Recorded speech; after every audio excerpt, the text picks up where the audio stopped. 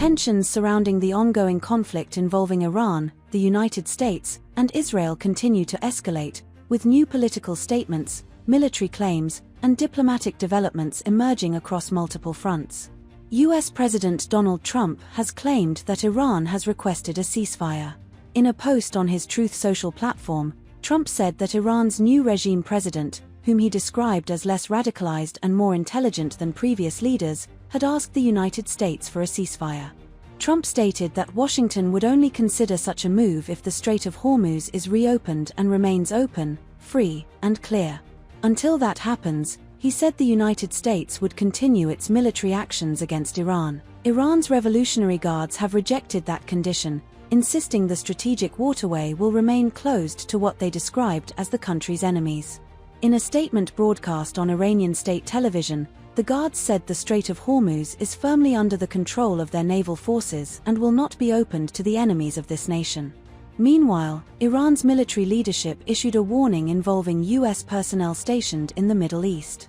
According to Iran's Tasnim news agency, the commander of the Army's ground forces recommended that families of American troops contact their relatives within 24 hours. In a post on social media platform X, General Ali Jahan Shohi accused US Central Command of censoring casualty figures involving American soldiers and added, "We'll see what happens." سپاه پاسداران انقلاب اسلامی در بیانیه‌ای با هشدار به هیئت حاکمه آمریکای متجاوز و شرکت‌های جاسوسی وابسته اعلام کرد مؤسسات اصلی مؤثر در عملیات تروریستی اهداف مشروع ما خواهند بود. سپاه تاکید کرد از آنجا که اصلی ترین عنصر در طراحی و ردیابی اهداف ترور شرکت‌های ICT و AI آمریکایی هستند، در پاسخ به عملیات تروریستی دشمن از این پس مؤسسات اصلی مؤثر در عملیات تروریستی اهداف مشروع ما خواهند بود. سپاه پاسداران انقلاب اسلامی به کارکنان این مؤسسات توصیه کرد برای حفظ جان خود بلافاصله از محل کار خود دور شوند. ساکنان اطراف این شرکت‌های تروریستی در تمام کشورهای منطقه نیز تا شعاع 1 کیلومتری محل خود را ترک کنند و به جای امن بروند. Iran's Revolutionary Guards also confirmed striking an oil tanker in the Gulf, claiming the vessel belonged to Israel. The Guards said the tanker, identified as Aqua 1, was targeted during what they described as a missile battle conducted by their naval forces and that the ship was left burning following the strike.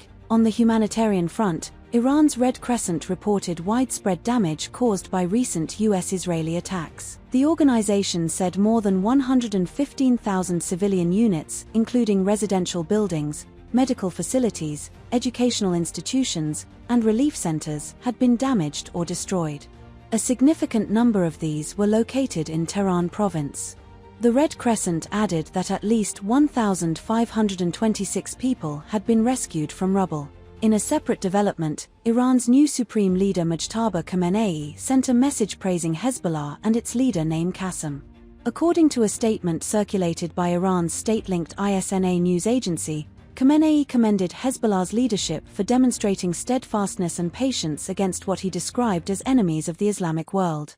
Strikes in Tehran also damaged a Russian Orthodox church, according to Russia's embassy in Iran. The embassy said 2 strikes occurred near St. Nicholas Orthodox Church, damaging the main building, an almshouse, and technical facilities. No casualties were reported, though images released showed structural damage, debris, and shattered windows. Beyond the battlefield, regional restrictions have also intensified. Iranian nationals are now facing strict entry limitations into the United Arab Emirates. Airlines Emirates and Fly Dubai announced that Iranian citizens are barred from entering or transiting through the UAE, with limited exemptions for certain residents, professionals, and golden visa holders.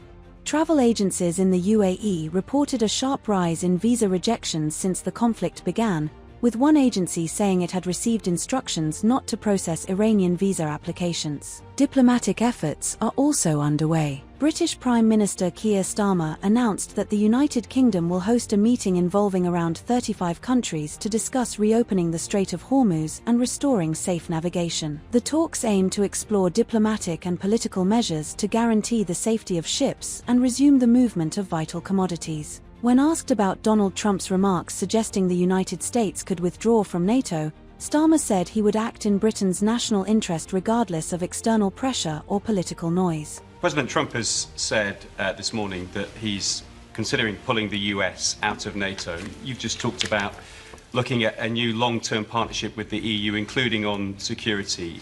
Is this an acknowledgement that Britain's long-term security relationship with the United States is about to change? Well, let me say a number of things in response to that.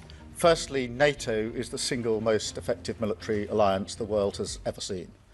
And it has kept us safe for many decades, and we are fully committed to NATO. Secondly, that whatever the pressure on me and others, whatever the noise, I'm going to act in the British national interest in all the decisions that I make. And that's why I've been absolutely clear that this is not our war, and we're not going to get dragged into it. But I'm equally clear that when it comes to defence and security and our economic future, we have to have closer ties with Europe. That's why we had the summit last year. This year, as I've just announced, there'll be a further summit. We will make good on the commitments that we put in place last year, but we will also go further in relation to the alignment. Thank you very much. Meanwhile, French President Emmanuel Macron clarified that France is not participating in the US-Israel war against Iran. Speaking during a visit to Tokyo, Macron said France had not been consulted about the military offensive and has maintained that position since the beginning of the conflict.